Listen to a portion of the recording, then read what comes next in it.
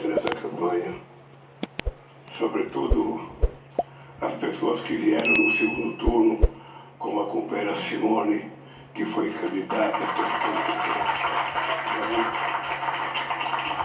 a nossa companheira Lisiane, a nossa querida senadora do estado do Maranhão, que lembra muito.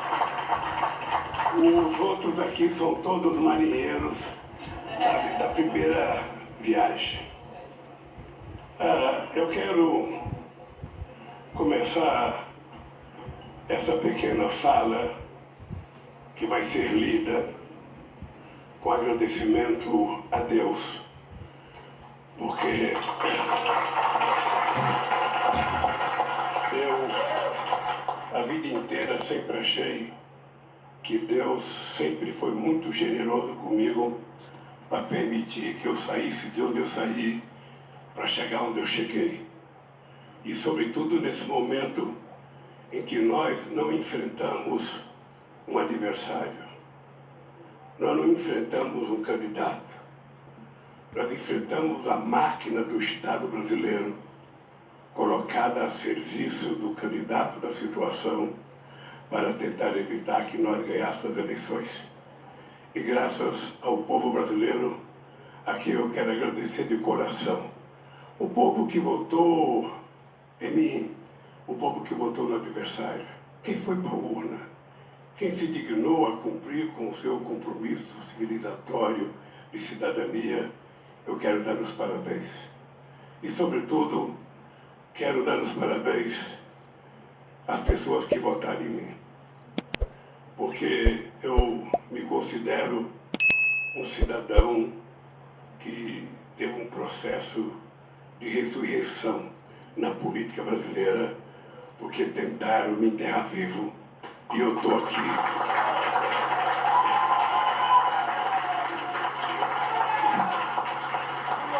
Estou aqui para governar esse país numa situação muito difícil, mas eu tenho fé em Deus que, com a ajuda do povo, nós vamos encontrar uma saída para que esse país volte a viver democraticamente, harmonicamente, e a gente possa, inclusive, restabelecer a paz entre as famílias, entre os divergentes, para que a gente possa construir o mundo que nós precisamos e o Brasil.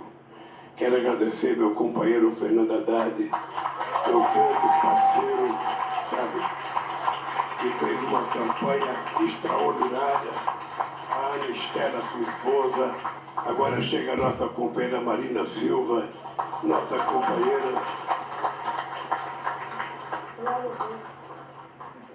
Bem, então, para ficar parecendo intelectual, eu vou colocar meu óculos e a Janja vai retirando as páginas aqui. Chegamos ao final de uma das mais importantes eleições da nossa história. Uma eleição que colocou frente a frente dois projetos opostos do país e que hoje tem um único e grande vencedor, o povo brasileiro. Esta não é uma vitória minha, nem do PT, nem dos partidos que me apoiaram nessa campanha. É a vitória de um imenso movimento democrático que se formou acima dos partidos políticos, dos interesses pessoais, das ideologias, para que a democracia saísse vencedora. Nesse 30 de outubro histórico, a maioria do povo brasileiro deixou bem claro que deseja mais e não menos democracia. Deseja mais e não menos inclusão social e oportunidade para todos. Deseja mais e não menos respeito e entendimento entre os brasileiros. Em suma, deseja mais e não menos liberdade, igualdade, fraternidade em nosso país. O povo brasileiro mostrou hoje que deseja mais do que exercer o direito sagrado de escolher quem vai governar a sua vida. Ele quer participar ativamente das decisões do governo. O povo brasileiro mostrou hoje que deseja mais do que direito de apenas protestar que está com fome. que não há emprego, que seu salário é insuficiente para viver com dignidade, que não tem acesso à saúde e educação, que lhe falta um teto para viver e criar seus filhos com segurança, que não há nenhuma perspectiva de futuro.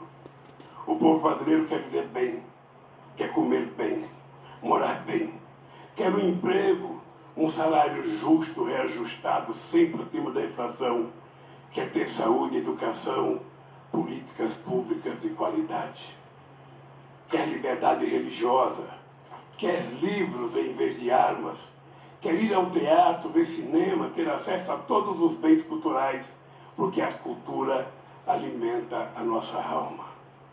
O povo brasileiro quer ter de volta a esperança. É assim que eu entendo a democracia.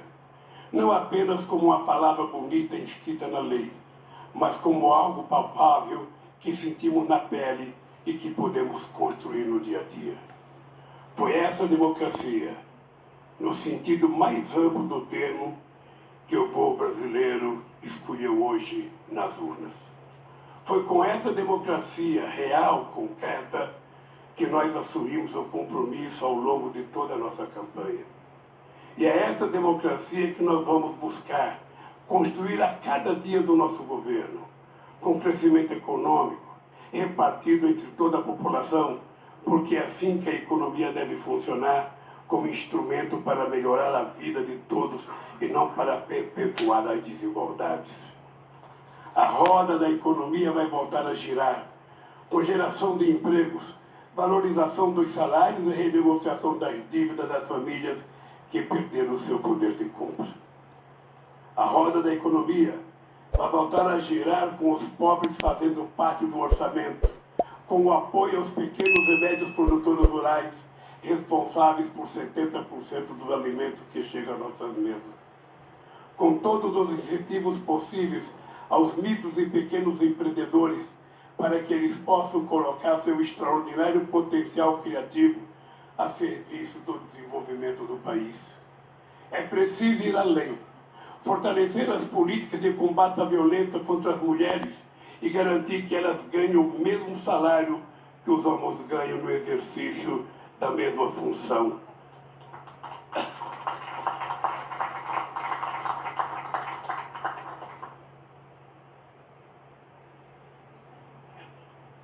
Enfrentar sem trégua o racismo, o preconceito, a discriminação, para que brancos e negros e indígenas tenham os mesmos direitos e as mesmas oportunidades.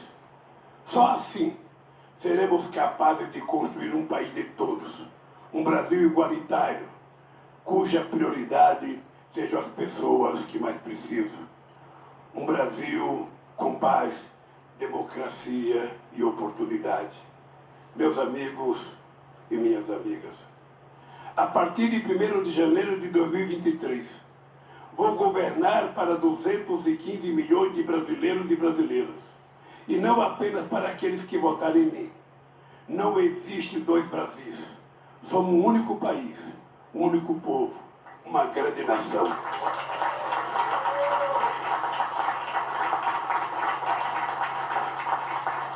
Não interessa a ninguém viver numa família onde reina a discórdia. É hora de reunir de novo as famílias e fazer os laços de amizade rompidos pela propagação criminosa do ódio. A ninguém interessa viver num país dividido e permanente estado de guerra. Este país precisa de paz e de união. Este povo não quer mais brigar. Este povo está cansado de enxergar no outro inimigo e ser temido ou destruído. É hora de baixar as armas que jamais deveriam ter sido empunhadas. Armas matam e nós escolhemos a vida. O desafio é imenso. É preciso reconstruir este país com todas as suas dimensões. Na política, na economia, na gestão pública, na harmonia institucional, nas relações internacionais e, sobretudo, no cuidado com os mais necessitados. É preciso reconstruir a alma deste país. recuperar a generosidade, a solidariedade, o respeito às diferenças e o amor ao próximo. Trazer de volta a alegria de sermos brasileiros e o orgulho que sempre tivemos do verde e amarelo e da bandeira do nosso país. Esse verde e amarelo e essa bandeira não pertence a ninguém, a não ser ao povo brasileiro. Nosso compromisso mais urgente é acabar com a fome outra vez. Não podemos aceitar como normal que milhões de homens, mulheres e crianças neste país não tenham o que comer ou que consumam menos calorias e proteínas do que o necessário. Se somos o terceiro maior produtor mundial de alimentos e o primeiro de proteína animal, se temos tecnologia e uma imensidão de terras agricultáveis, se somos capazes de exportar para o mundo inteiro, temos o dever de garantir que todo brasileiro possa tomar café de manhã, almoçar e jantar todos os dias. Este será novamente o compromisso número 1 do meu governo. Não podemos aceitar como normal que famílias inteiras sejam obrigadas a dormir nas ruas, expostas ao frio, à chuva e à violência. Por isso vamos retomar o Minha Casa Minha Vida, com prioridade para as famílias de baixa renda e trazer de volta os programas de inclusão que tiraram 36 milhões de brasileiros da extrema pobreza. O Brasil não pode mais conviver com esse imenso fosso sem fundo, esse muro de concreto e desigualdade que separa o Brasil em partes desiguais, que não se reconhece. Esse país precisa se reconhecer, precisa se reencontrar consigo mesmo. Para além de combater a extrema pobreza e a fome, vamos restabelecer o diálogo neste país. É preciso retomar o diálogo com o legislativo e o judiciário, sem tentativa de exorbitar, intervir, controlar, cooptar, mas buscando reconstruir a convivência harmoniosa e republicana entre os três poderes. A normalidade democrática está consagrada na Constituição. É ela que estabelece os direitos e obrigações de cada poder, de cada instituição, das Forças Armadas e de cada um de nós. A Constituição rege a nossa existência coletiva e ninguém, absolutamente ninguém, está acima dela. Ninguém tem o direito de ignorá-la ou de afrontá-la. Também é mais do que urgente retomar o diálogo entre o povo e o governo. Por isso, vamos trazer de volta as conferências nacionais, para que os interessados elejam suas prioridades e apresentem ao governo sugestões de políticas públicas para cada área: educação, saúde, segurança, direitos da mulher, igualdade racial, juventude, habitação, cultura e tantas outras. Vamos retomar o diálogo com os governadores e os prefeitos para definirmos juntos as obras prioritárias para cada população. Não interessa o partido ao qual pertence o governador e o prefeito.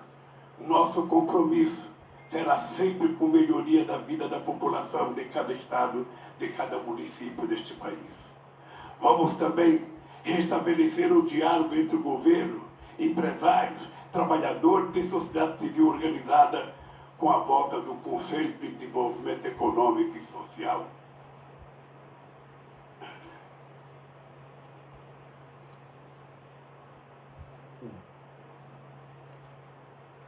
Ou seja, as grandes decisões políticas que impactam a vida de 215 milhões de brasileiros não serão tomadas em sigilo, na calada da noite, mas sim após um amplo diálogo com a sociedade. Acredito que os principais problemas do Brasil, do mundo, do ser humano, possam ser resolvidos com diálogo e não com força bruta. Que ninguém duvide da força da palavra quando se trata de buscar o entendimento e o bem comum. Meus amigos e minhas amigas, nas minhas viagens internacionais e nos contatos que tenho mantido com líderes de diversos países, o que mais escuto é que o mundo sente saudade do Brasil. Saudade daquele Brasil soberano, que falava de igual para igual com os países mais ricos e poderosos e que, ao mesmo tempo, contribuía para o desenvolvimento dos países mais pobres. O Brasil que apoiou o desenvolvimento dos países africanos por meio de cooperação, investimento e transferência de tecnologia, que trabalhou pela integração da América Latina, da América do Sul e do Caribe, que fortaleceu o Mercosul e ajudou a criar o G20, a Unasul, a CELAC, os BRICS.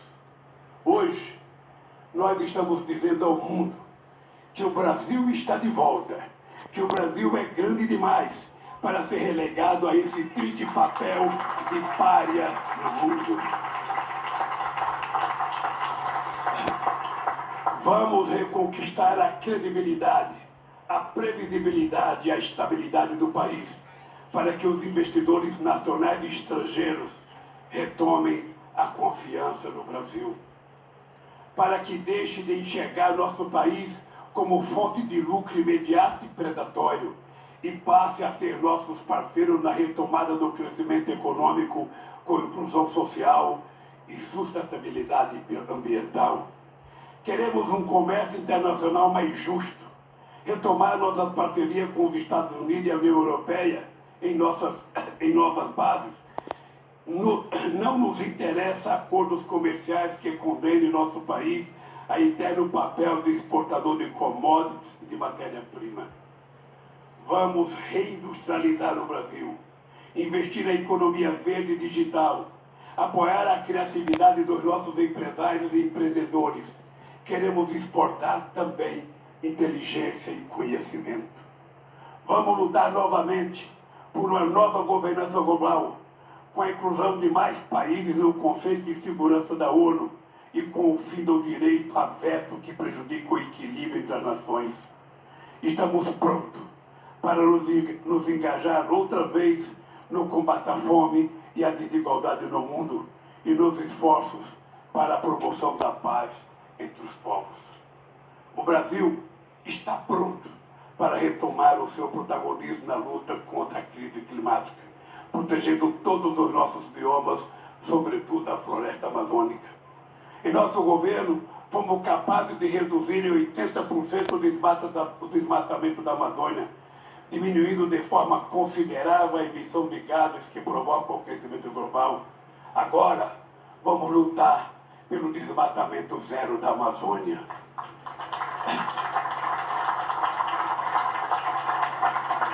O Brasil e o planeta precisam de uma Amazônia viva. Uma árvore em pé vale mais do que toneladas de madeiras extraídas ilegalmente por aqueles que pensam apenas no lucro fácil, às custas da deterioração da vida na Terra. Um rio de águas límpidas vale muito mais do que todo o ouro extraído às custas do mercúrio que mata a fauna e coloca em risco a vida humana. Quando uma criança indígena morre, assassinada pela ganância dos predadores do meio ambiente, uma parte da humanidade morre junto com ela. Por isso, vamos retomar o monitoramento e a vigilância da Amazônia e combater toda e qualquer atividade ilegal, seja garimpo, mineração, extração de madeira ou ocupação agropecuária indevida. Ao mesmo tempo, vamos promover o desenvolvimento sustentável das comunidades que vivem na região amazônica. Vamos provar mais uma vez que é possível gerar riqueza sem destruir o meio ambiente. Estamos abertos à cooperação internacional para preservar a Amazônia, seja em forma de investimento ou pesquisa científica, mas sempre sob a liderança do Brasil, sem jamais renunciarmos à nossa soberania. Temos compromisso com os povos indígenas, com os demais povos da floresta e com a biodiversidade. Nós queremos a pacificação ambiental. Não nos interessa uma guerra pelo meio ambiente, mas estamos prontos para defendê-lo de qualquer ameaça.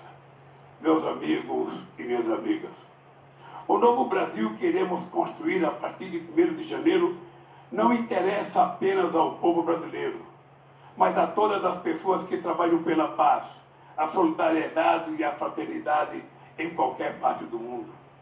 Na última quarta-feira, o Papa Francisco enviou uma importante mensagem ao Brasil, orando para que o povo brasileiro fique livre do ódio, da intolerância e da violência. Quero dizer que desejamos o mesmo e vamos trabalhar sem descanso por um Brasil onde o amor prevaleça sobre o ódio, a verdade vença a mentira e a esperança seja maior que o medo.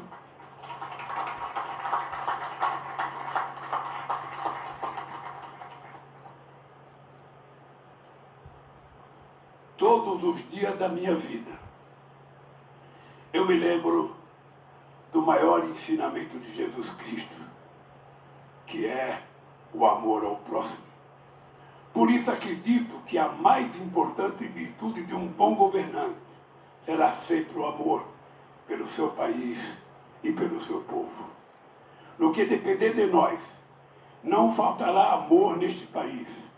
Vamos cuidar com muito carinho do Brasil e do povo brasileiro. Viveremos um novo tempo de paz, amor e esperança.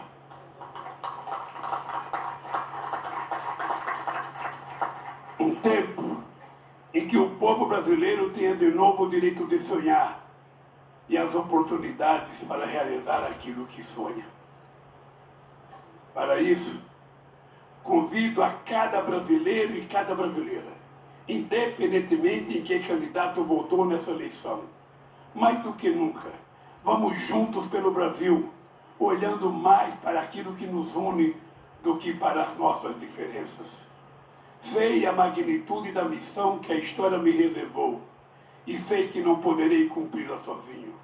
Vou precisar de todos os partidos políticos, trabalhadores, empresários, parlamentares, governadores, prefeitos, gente de todas as religiões, brasileiros e brasileiras que sonham com um Brasil mais desenvolvido, mais justo e mais fraterno.